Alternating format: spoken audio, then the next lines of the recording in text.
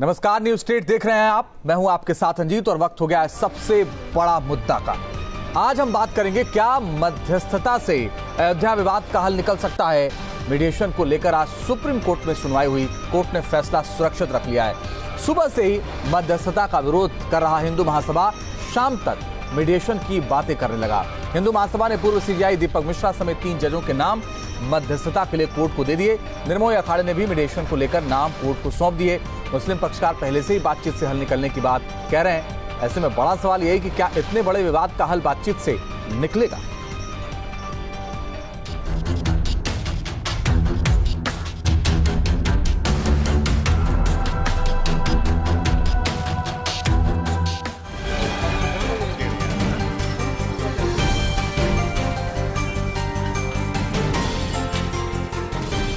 राम जन्मभूमि बाबरी मस्जिद जमीन विवाद में मध्यस्थता की गुंजाइश अब भी दिख रही है। सुप्रीम कोर्ट ने दलीलें सुनने के बाद समाधान के लिए मध्यस्थता को लेकर फैसला सुरक्षित रख लिया है।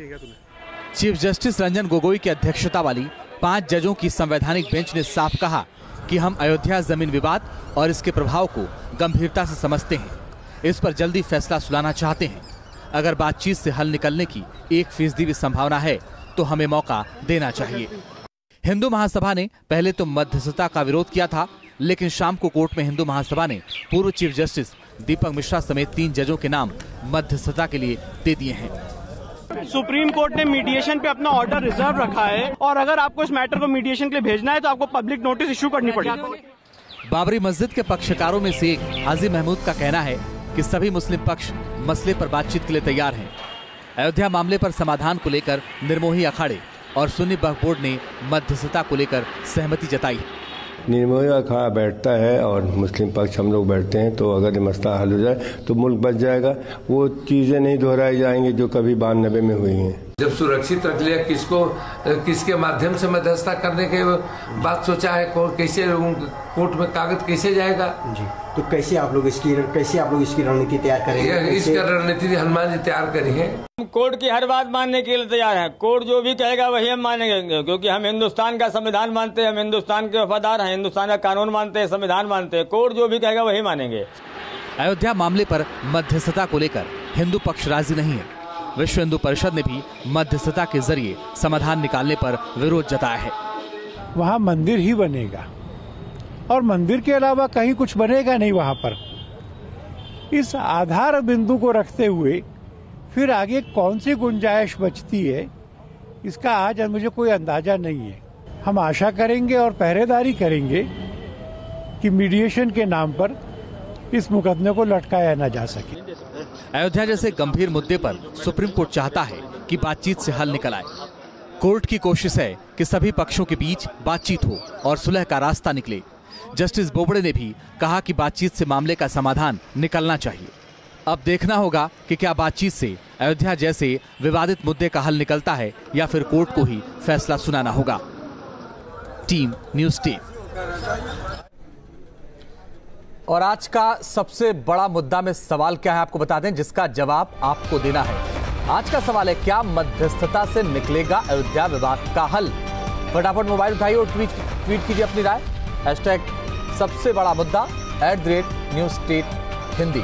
प्रोग्राम के आखिर में आपकी क्या राय है आपको दिखाएंगे और इस पर ज्यादा बातचीत करेंगे। मेरे साथ रामविलास वेदांती जी जुड़ रहे हैं। आपको बता दें कि श्री राम जन्मभूमि न्यास समिति के वरिष्ठ सदस्य और पूर्व सांसद भी। इसके अलावा महंत राजेंद्र दास जी जुड़ रहे हैं, अध्यक्ष निर्मोही अखाड़ा के प्रयागराज से।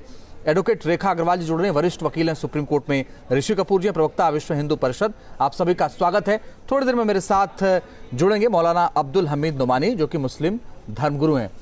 सबसे पहला सवाल रामविलास वेदांती जी आपसे, बातचीत से निकलेगा हल? जी देखिए, ऐसा है कि मैंने इस बात को सबसे पहले रखा था आपसी समझौते के आधार पर हिंदू मुस्लिम। जैसा कि सिया वक्फ बोर्ड के अध्यक्ष ने कहा था कि जहां रामलला विराजमान है वही राम की जन्मभूमि है, और 30 सितंबर 2010 को जो निर्णय 3 जजों ने दिया था कि जहां रामलला विराजमान है वही राम की जन्मभूमि है। इसलिए मेरा कहना है सुप्रीम कोर्ट के माननीय जजों से कि इस विवाद का स्थायी समाधान तभी हो सकता है कि जब जहां रामलला विराजमान हो वहाँ मंदिर का निर्माण हो और अयोध्या से बाहर सिया बहुल क्षेत्र लखनऊ में, कानपुर में, आगरा में, दिल्ली में कहीं भी मस्जिद का निर्माण होता है तो हमको कोई आपत्ति नहीं है। लेकिन अयोध्या में बाबर के नाम पर कोई चिन्ह नहीं है, बाबर के नाम पर कोई मोहल्ला नहीं है, बाबर के नाम पर कोई वार्ड नहीं है, बाबर के नाम पर कोई घाट नहीं है, बाबर का कोई चिन्ह अयोध्या की धरती में नहीं है। और जो ढांचा टूटा था उस ढांचा में खंडहर में जो अवशेष मिले थे उसमें केवल हिंदू देवी देवताओं के चिन्ह मिले थे जी।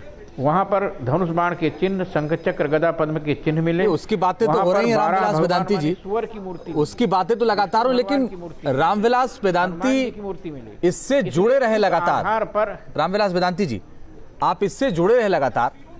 आप तो पिछले दिनों कह रहे थे कि 12 तारीख से मंदिर बनना शुरू हो जाएगा, कभी आपने कहा 25 तारीख से मंदिर बनना शुरू हो जाएगा, फिर आप जब मध्यस्थता करनी थी, बातचीत से हल निकालना था, फिर आप किस आधार पर दावा कर रहे थे कि दिसंबर में बनना शुरू हो जाएगा, फरवरी में बनना शुरू हो जाएगा? मैं इसी आधार पर मैं दावा कर रहा था कि हमने कुछ अंतर्राष्ट्रीय स्तर पर मुसलमानों से वार्ता किया था और वो लोग तैयार थे कि हम अंतर्राष्ट्रीय स्तर पर भारत से विश्व को शांति का संदेश देना चाहते हैं। नरेंद्र मोदी जी भी चाहते हैं, अमित शाह भी चाहते हैं, भाजपा भी चाहती है, राष्ट्रीय स्वयंसेवक संघ भी चाहता है, विश्व हिंदू परिषद भी चाहता है कि हम भारत से विश्व को शांति का संदेश दें।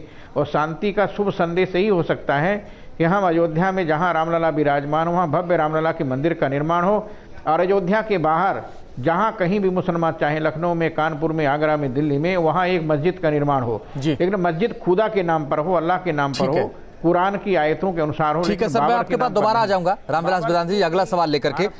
महंत राजन दास जी, वो रामविलास वेदांती जी कह रहे हैं कुछ अंतर्राष्ट्रीय लोगों से बातचीत हो रही थी, अब इस देश के बाहर के लोग यहाँ का मसला सुलझाएंगे? जी,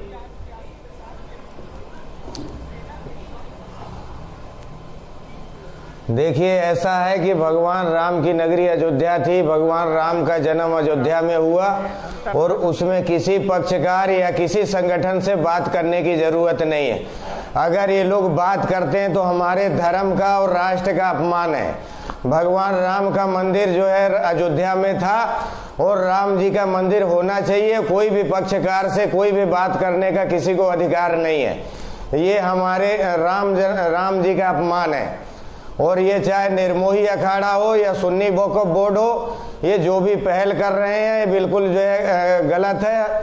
और सुप्रीम कोर्ट भी हमारे हिंदू सनातन धर्म के साथ मजाक कर रही है। वहाँ किसी का कोई भी समझौता की कोई भी गुंजाइश नहीं है। एक ही मात्र गुंजाइश है, भगवान राम का मंदिर अयोध्या में था और भगवान राम का मंदिर अयोध्या में होना चाहिए। इस पे कोई भी अगर आके मोहर लगाता हो, समझौता करता हो, तो उसको जो है हमारे भगवान राम, सबके राम, सबका राम, इस पक्ष में हम जो है हैं। और चाहे निर्मोही अखाड़े, जैसा हमने सुना कि निर्मोही अखाड़े के लोग इसमें पैरवी कर रहे हैं और जो है कंप्रोमाइज का, तो उनको कोई भी अधिकार नहीं है। भगवान राम राष्ट्र के थे, हिंदू सनातन संस्कृति के देव थे, आज भी हैं और उसमें कोई भी समझौता नहीं होना चाहिए। राजन जी, आपका निर्मोही अखाड़ा से कोई ताल्लुक नहीं है?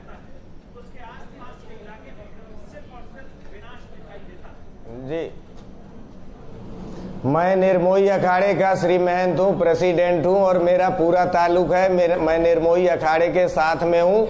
तो आप लेकिन कह रहे हैं उस कि पक्ष में कोशिश कर रहे हैं वो ठीक नहीं है। का मंदिर अयोध्या में था और अयोध्या में होना चाहिए। नहीं, आप कह रहे हैं ना लोग जो लोग बातचीत की कोशिश कर रहे हैं वो ठीक नहीं है, बोल रहा हूं, वो चाहे निर्मोही अखाड़ा ही क्यों ना हो। राम जो थे सबके थे, वो निर्मोही अखाड़े।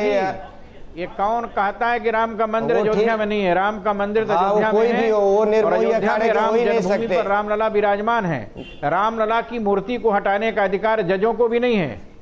रामलला की मूर्ति को हटाने का अधिकार सुप्रीम कोर्ट के जजों को नहीं है।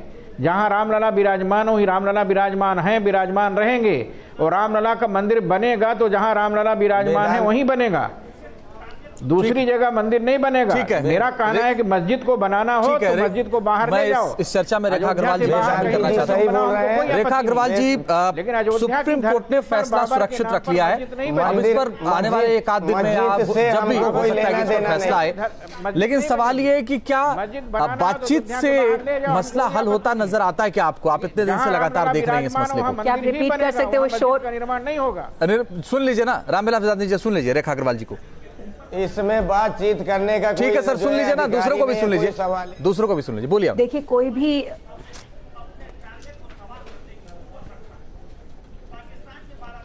बहुत स्पष्ट बात है कि जो भी मसला, कोई भी लड़ाई झगड़ा, कोई भी विवाद अगर मध्यस्थता के माध्यम से अगर उसका कोई निर्णय निकल सकता है तो हर पक्ष को, चाहे वो हिंदू पक्ष हो चाहे वो मोहम्मदन पक्ष हो, दोनों पक्षों को कोशिश करनी चाहिए कि अपना खुले मन से बैठे और जिसको कहते हैं कि start with a clean slate, यानी कि पुरानी बातों को भूल के अगर नई तरीके से बैठ के मध्यस्थता की तरह से, मैं खुद एक मध्यस्थता की एक ट्रेंड मीडिएटर हूं, जो क्योंकि आजकल हमारे देश के अंदर जो कानून है उसके अंदर जो मध्यस्थता है उसको एक कानूनी जामा पहनाया गया है और जो भी निर्णय अगर मध्यस्थता केंद्र के अंदर को लिया जाता है वो कानूनी तौर के ऊपर वैध होता है।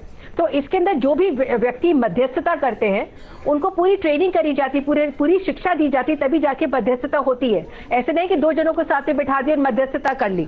मध्यस्थता करने के लिए एक निर्णायक भी होगा जो मध्यस्थता बीच के अंदर पढ़ के दोनों पार्ट्स का उनका अपना व्यू सुन के कुछ फैसला देंगे।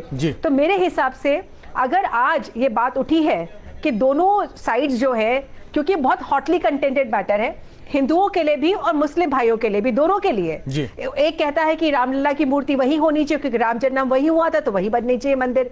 दूसरा कहता है कि कभी वहां था ही नहीं है तो बाबर का मस्जिद थी। तो इतने बड़े जब एक धर्म का मामला आ जाता है और हमारे देश में नहीं पूरे विश्व के अंदर जहां पर भी धर्म की बात होती है, आस्था की बात होती है, तो उसके अंदर जो बहुत ज्यादा इमोशंस इन्वॉल्व हो जाती है और जो तर्क है, दोनों साइड जो वो तर्क को अपना खो देते हैं। तो हमें एक प्लेटफॉर्म चाहिए, एक हमें जरिया चाहिए जहां पर कई बार ऐसे फैसले होते हैं जो कोर्ट के जरिए नहीं हो सकते हैं क्योंकि कोर्ट में बात सिर्फ कानून तक सीमित रहती है। कुछ ऐसी बातें होती हैं जो बीच बचाव करके भी सोल्यूशन उसका निकल सकता है। तो मैं तो आज इस बात का एक स्वागत करती हूं कि अगर मध्यस्थता के दौरान अगर कोई नतीजा निकल सकता है उसको एक्सप्लोर करके जरूर कोशिश करनी चाहिए। अपने दिमाग को बंद नहीं करना चाहिए दोनों पक्षों को कि नहीं यहाँ पे मंदिर बनेगा ही, ये यहाँ पे मंदिर नहीं बनेगा। अगर हम खुले दिल से एक कोशिश करते हैं तो जरूर कहीं पे कोई फैसला निकलेगा जो दोनों साइड्स को संतुष्ट करेगा। इसमें मध्यस्थता का एक बेसिक प्रिंसिपल होता है कि दोनों साइड्स को लगता है कि हम जीते हैं। इसके अंदर किसी के जीत और हार का मतलब नहीं होता है, दोनों के लिए जीत जिसको कहते हैं विन-विन सिचुएशन फॉर बोथ। तो मध्यस्थता के जरिए हमें ऐसे सॉल्यूशन को निकालने की कोशिश करनी है कि दोनों साइड्स को लगे कि हम जीते हैं। ठीक है ऋषि कपूर जी, जब एक मिनट वेदांती जी, एक मिनट सर, दोबारा आऊंगा आपके पास, आप बोल लीजिएगा।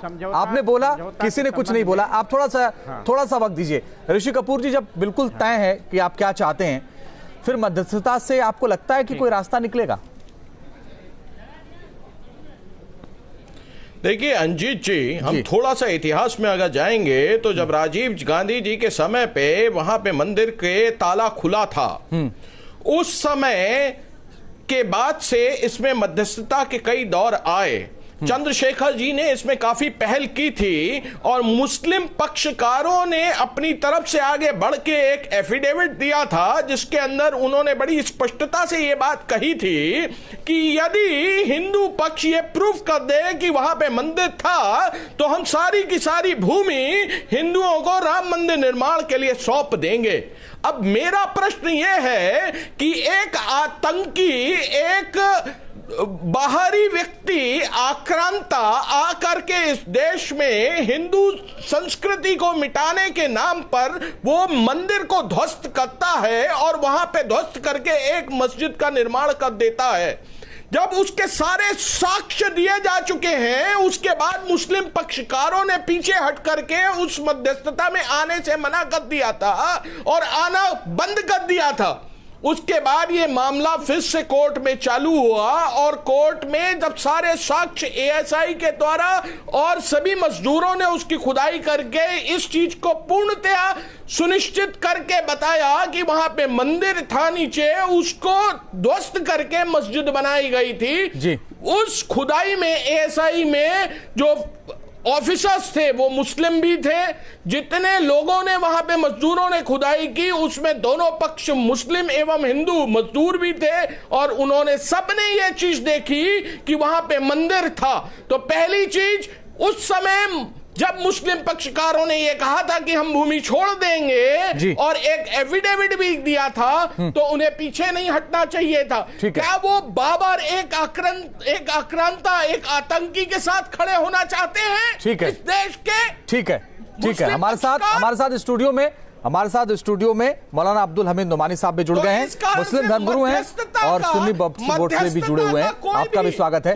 जो बात ऋषि कपूर साहब कह रहे हैं, मैं चाहूंगा इसका जवाब आप सर सुन लीजिए। ठीक है ऋषि कपूर जी, आप जवाब सुनिए। वो ऐसा कुछ नहीं है जितना ये बता रहे हैं जी, ऐसा कुछ साक्ष्य नहीं है। बहुत सी जो है पुरानी आबादी जो है, वहाँ बहुत से भवन जो है या मंदिर जो है देखभाल न होने की वजह से टूटे हैं, गिर गए हैं। मस्जिदें भी इस तरह हुई है, दरगाहें भी इस तरह है। तो वहाँ जो है कोई भी पुरानी आबादी है, खुदाई करने के बाद कुछ न कुछ चीज़ निकलती है। वो कहीं नहीं लिखा हुआ है कि जो है मंदिर तोड़ के मस्जिद बनाई गई है। हो सकता है कि वहाँ पे कोई पुरानी जगह हो। तो ये सब जो है कुछ नहीं। अगर ये सब है तो आपको दिक्कत क्या है? या तो बातचीत में जो है, या जो है उच्चतम न्यायालय का अंतिम निर्णय होगा। दोनों में से किसी को मानिए आप। नहीं, बातचीत के लिए तो तैयार हैं। नहीं तो फिर दिक्कत क्या है इसमें? जो है बातचीत तो कीजिए। पहले आप अभी देखेंगे कि 3 चीजें नई हुई है जो आज तक नहीं हुई थी। एक ये कि जो है पैनल का गठन होगा। दूसरे ये कि जो भी बातचीत होगी वो जो है गुप्त रखा जाएगा। तीसरे ये है कि वो जो है कोई मीडिया का आदमी वहां जो है वो नहीं जाएगा और जो है पूरा रिकॉर्ड रखा जाएगा। ऐसा कहीं नहीं था। पैनल जो है वो गठित करने की बात जो है उच्चतम न्यायालय की तरफ से नहीं आई थी। सिर्फ जो है बातचीत तक जो है वो मामला था। तो उसमें जो है वो दिक्कत क्या है? अरे मौलाना साहब ये बताइए, काबा में जाके मंदिर बनाएं क्या? काबा में मंदिर बनेगा क्या? क्यों बनाएंगे मंदिर? काबा में क्यों बनाएंगे? काबा में क्यों बनाएंगे? ये तो आप जबरदस्ती कर रहे हैं ना। आप जबरदस्ती कर रहे हैं ना। अरे जब वहाँ मंदिर था नहीं तो यही तो आपको सिद्ध करना है कि वहाँ मंदिर था। यही आपको सिद्ध करना है कि वहाँ मंदिर था। आपको दिक्कत क्या है? परेशानी क्या है आपको परेशानी क्या है? अगर आपने सिद्ध कर दिया कि वहाँ मंदिर था तो मिल जाएगा आपको। सारे साक्ष्य ये बता रहे हैं। नहीं तो ये तो आप कह रहे हैं ना। कोर्ट आपके साक्ष्य को मान कह रहा है। पीछे क्यों हटा? कोर्ट आपके साक्ष्य को नहीं मान रहा है। तो मध्यस्थता से पीछे क्यों हटा? मध्यस्थता से पीछे क्यों हटा? वो आप मान के अभी तो आप जो है तीनों बातें कह रहे थे भाजपा वाले, या तो कानून बना के कीजिए या बातचीत से कीजिए या जो निर्णय होगा। आप पीछे क्यों हट रहे हैं? इतने दिनों से आप बातचीत की बात कर रहे थे, कानून बनाने की बात कर रहे थे। बताइए ना, हम तो कभी नहीं, हम तो वहाँ पे राम मंदिर के अलावा और कुछ वहाँ पे स्वीकार ही नहीं है। नहीं तो ये तो जबरदस्ती है। प्रश्न ही नहीं। ये जबरदस्ती है, ये कानून की भाषा नहीं है, ये लोकतंत्र नहीं है। ये इस तरीके से लेना वो तो बना रखा आपने जबरदस्ती, जो है जोर जबरदस्ती करके आपने जो है अस्थायी मंदिर जो है बना रखा है। पूजा पाठ हो रही है आपकी जो है मक्का मदीना में मंदिर। आप क्यों बनाएंगे मक्का मदीना? मक्का मदीना में आपका क्या अधिकार है? क्या अधिकार है आपका मक्का मदीना में, जो मक्का मदीना जाएंगे आप? ठीक है ऋषि कपूर जी, फैसला देखिए कोर्ट में होना है। यहाँ कम से कम एक सार्थक चर्चा हो। ठीक है सर, ठीक है सर, ठीक है सर, 1 मिनट। लेकिन ये सवाल ये ना कि भगवान राम का मंदिर अयोध्या में नहीं बने तो कहाँ बनेगा? वही वो सवाल कर रहे थे रामविलास वेदांती जी। ठीक है रामविलास वेदांती जी, फिर से वही सवाल आपसे कर रहा हूँ। जब मामला कोर्ट में था, फैसला कोर्ट को करना था, मध्यस्थता होनी थी, इस तरह के सारे प्रोसेस होने थे, फिर आप किस आधार पर कह रहे थे कि दिसंबर में बन जाएगा? फिर आप कह रहे थे जनवरी में बन जाएगा, फिर आप कह रहे थे फरवरी में बन जाएगा। देखिए मौलाना जी, वही पूछ रहा हूं, क्या इस बातचीत से कोई हल निकलेगा? मौलाना जी को मैं बताना चाहता हूं, मेरी बात सुन लीजिए। जी जी बोलिए सर। मौलाना जी देखिए, मौलाना जी मेरी बात सुन ले ठीक से। मैं बताना चाहता हूं कि 30 सितंबर 2010 को हाई कोर्ट के 3 जज, जिसमें एक मुस्लिम जज थे, 2 हिंदू जज थे, तीनों जजों ने निर्णय कर दिया है कि जहां रामलला विराजमान वहां मंदिर था, मंदिर है, मंदिर रहेगा। ये तो जजों ने, हाई कोर्ट के जजों ने निर्णय कर दिया है। दूसरी बात मैं बताना चाहूँगा, मलेशिया का एक उदाहरण। मलेशिया में एक मंदिर और मस्जिद का झगड़ा चल रहा था, तो मलेशिया की सुप्रीम कोर्ट ने निर्णय दिया कि चूंकि मलेशिया मुस्लिम बहुल है, इसलिए मुसलमानों की भावनाओं की रक्षा करने के लिए हिंदू मंदिर को वहाँ से स्थानांतरित कर दिया जाए। मेरा कहना है, जब मलेशिया मुस्लिम बहुल था तो मुसलमानों की भावनाओं की रक्षा के लिए उस मंदिर को दूसरी जगह स्थानांतरित कर दिया गया। तो भारत भी हिंदू बहुल है, हिंदू भावनाओं की रक्षा के लिए उस मस्जिद को दूसरी जगह स्थानांतरित किया जा सकता है। अरब देश में, ईरान में, इराक के, सऊदी अरब में सड़कों के निर्माण के लिए लोक निर्माण विभाग ने लेकिन वेदांती जी ये एक अलग विषय है। मैं तो ये आपसे पूछ रहा हूँ, ये आप बातचीत से कर ले। एक मिनट सर, एक मिनट सर, बातचीत से याद है उच्चतम न्यायालय के, मैं ये चाहता हूँ, देखिए मैं ये चाहता हूँ, मौलाना जी को मेरी बात सुना दीजिए। मौलाना जी को पता होना चाहिए कि खुदाई में कोई मस्जिद का चिन्ह नहीं मिला है, खुदाई में वहां केवल मंदिर के ही चिन्ह मिले हैं। अयोध्या में बाबर कभी नहीं आया था, मौलाना को पता होना चाहिए। और 1994 में लिखित दिया गया था कि यदि ये सिद्ध हो जाता है कि वहां मंदिर है तो हम लोग अपना दावा वापस ले लेंगे। अब 30 सितंबर 2010 को हाई कोर्ट के 3 जजों ने सिद्ध कर दिया है कि वहां पर मंदिर था, मंदिर है, मंदिर रहेगा। इसलिए मौलाना साहब को चाहिए कि अपने मस्जिद को उठाकर कहीं दूसरी जगह ले जाएं। अयोध्या से रामलला की मूर्ति नहीं हट सकती है, क्योंकि राम की जन्मभूमि मस्जिद को हटाई जा सकती है, लेकिन जन्मभूमि को हटाया नहीं जा सकता। इलाहाबाद हाईकोर्ट जन्मभूमि को नहीं हटाया जा सकता, मस्जिद को हटाया जा सकता है। अरब देश में, ईरान में, इराक में, सऊदी अरब में कई मस्जिदों को हटाया गया है सड़क निर्माण के लिए। फिर आप गए ना, ठीक है। रेखा अग्रवाल जी, एक मिनट रविदांती जी, रेखा अग्रवाल जी, अब आप इस चर्चा को इतने देर से सुन रही हैं, जो लोग भी मध्यस्थता करेंगे, इतना आसान है क्या इस पूरे मसले का हल निकलना? कर दिया जाए।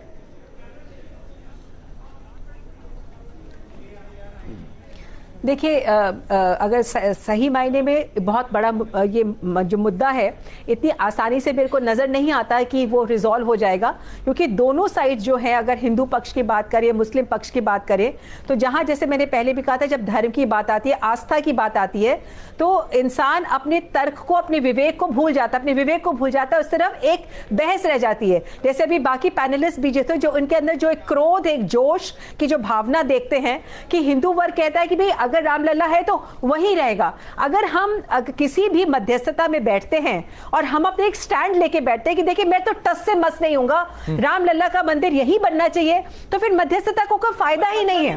अगर आप अपनी पहले से सोच के बैठे हैं कि यहीं पर ही होना है, आपने एक पक्ष ले लिया, एक स्टैंड ले लिया कि मैं तो वहां से बिल्कुल भी अडिग नहीं हूंगा। इसी तरह से अगर मोहम्मदन से पक्ष लेते हैं कि नहीं वहां पर तो मस्जिद बननी ही चाहिए, तो फिर मध्यस्थता तो फिर सिर्फ एक बेकार का एक समय वेस्ट करने वाली बात रह जाती है। इसके अंदर जब तक दोनों साइड जब तक अपने खुले मन से नहीं बैठेंगे, शुरू से मामले को नहीं करेंगे, इतना आसान है क्या? और आपको अगर उम्मीद है कि आसान है, हो सकता है, तो कितना वक्त लग सकता है? मुस्लिम पक्षकारों ने एक एफिडेविट दिया था जिसके अंदर उन्होंने कहा था कि हम खाली कर देंगे अगर साक्ष्य आ जाएं, तो वो पीछे हटे। ये वापस उसी तरफ लेके जाने वाली बात है और समय खराब करने वाली बात है। चलिए ऋषि कपूर जी, माफ करिएगा, बीच में आपको रोकना पड़ रहा है। बहुत बहुत शुक्रिया आप सबका।